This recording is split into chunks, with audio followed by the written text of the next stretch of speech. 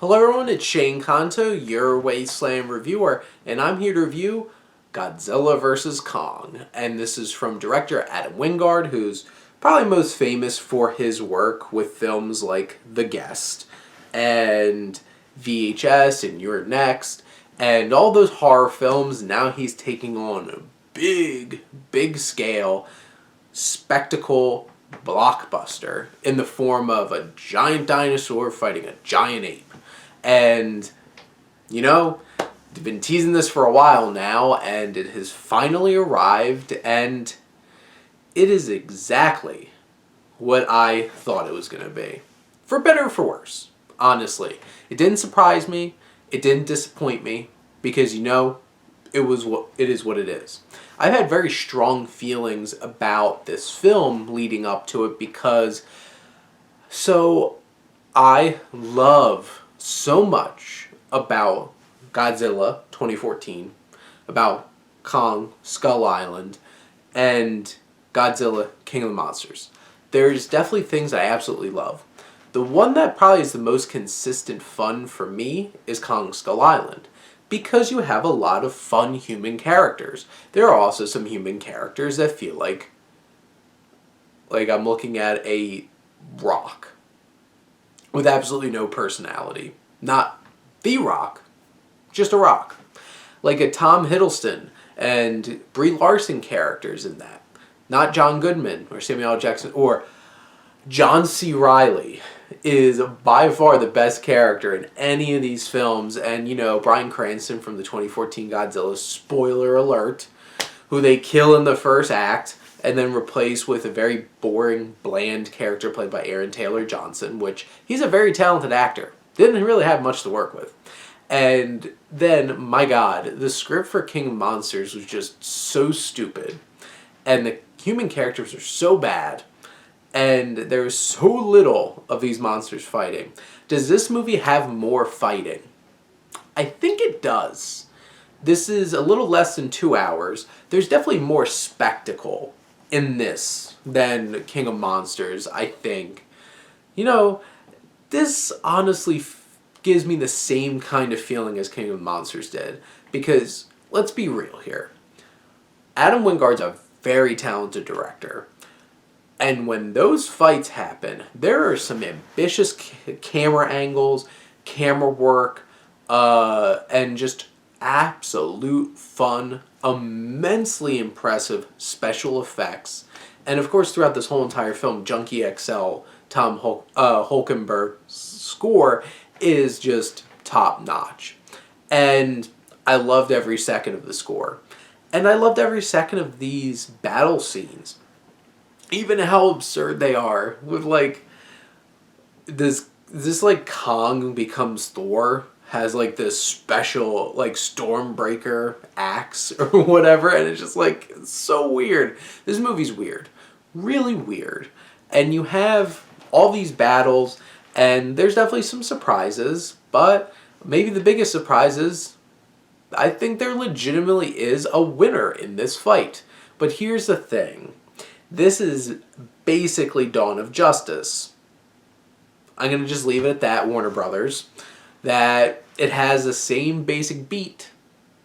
And it's just is this title really what it should be? But when they do get down to fighting, throwing fists, shooting giant energy beams, wielding a giant axe, this is a blast. And worth every second of it.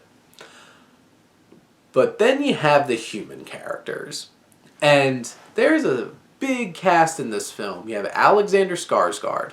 You have Rebecca Hall, Millie Bobby Brown, Brian Tyree Henry, Isa Gonzalez, Julian Dennison, Lance Reddick, who's barely in this film, Kyle Chandler, who barely is in this film, Damian Bashir, who is basically any big money men, business guys, who obviously have nefarious purposes, but Kaylee Hoddle, who plays this little girl who can sign and communicate with Kong, is the most endearing character in this movie, besides Kong. Because, the weird thing about this is, this is honestly really a Kong movie. It's Kong's arc. Godzilla's just kind of there to F stuff up, honestly. But you really get a connection with Kong. And Kong has a journey. And I'm like, Kong should have just went on his journey and left all these humans behind. Except for this little young woman who is deaf and uses American Sign Language to communicate with Kong. And she's so endearing and cute. Honestly, keep her in it. Everybody else, go away. Like, Alexander Skarsgård is like just cliche character number one. Rebecca Hall, there's a couple moments where she really overacts and it completely took me out of the movie. I'm just like, come on. Isa Gonzalez is exactly who you expect, playing the daughter of Damien Bashir, who is exactly what you would expect.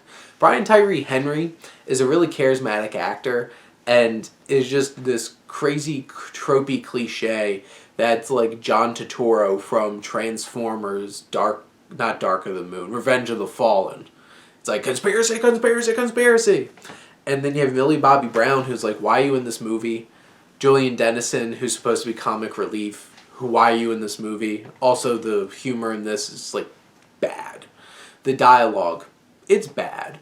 The plot really makes no sense a lot of the time here. And you're just like, you have to suspend your disbelief a lot in this movie because, like, that makes no sense. How'd that happen? Why are they here? What are they doing? How does that work? Asked that myself that way too many times watching this movie. But you're sitting here watching this film, and there's definitely parts where it drags. When it's really just focusing on the humans, it drags. But when those battling starts and it's moving, it's energy filled. They do still have stupid human things and ridiculous things that just absolutely make no sense. But at least the fighting is fun.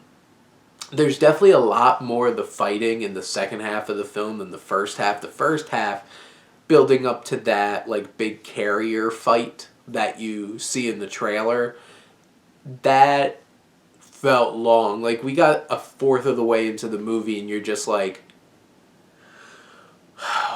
what am I watching? Why am I here? Why do I care about any of these characters?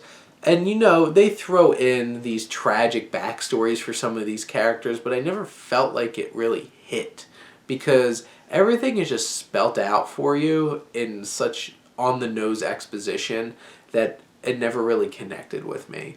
And in the end, I feel like Godzilla vs. Kong is a big, dumb movie. If you just want to go in and enjoy the fighting, go right ahead. You'll have fun. If you want something more than that, look elsewhere. You're really not going to get that. But those are my thoughts on Godzilla vs. Kong. Let me know what you think, and let's talk some movies. But thank you as always for tuning in and supporting your Wasteland reviewer.